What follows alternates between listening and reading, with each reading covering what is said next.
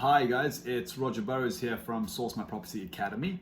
And what I'm going to go over in this video is how to run your most basic numbers for investing in a buy-to-let property. And this is going to be called your MIMO offer, or running your MIMO numbers, which means money in, money out.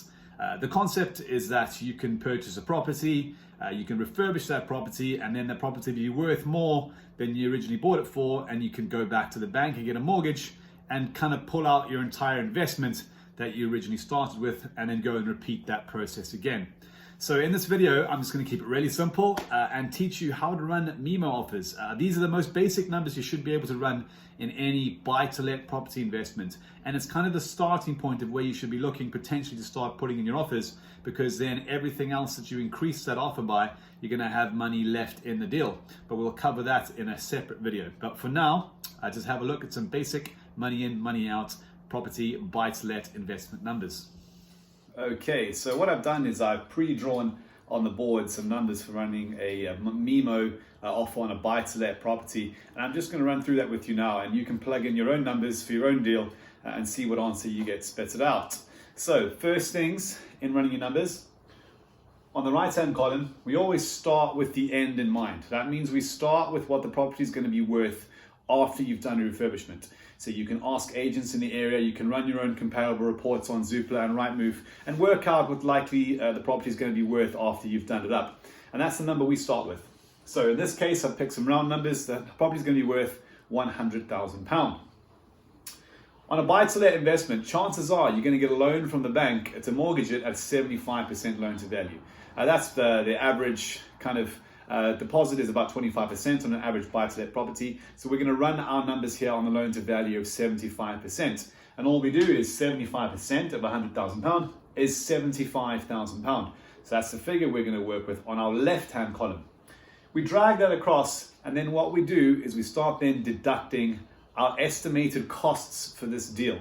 So I've estimated that it's going to cost me £20,000 in refurbishment, £4,000 in legal fees, £1,000 in running costs. That's things like council tax, water, electricity, gas.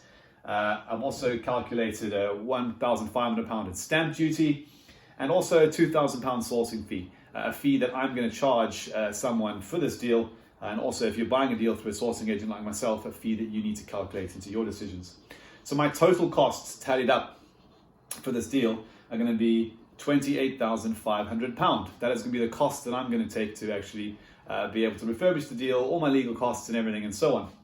What I then do is I move back to my right hand column and I deduct £28,500 from £75,000, which gives me an answer of £46,500.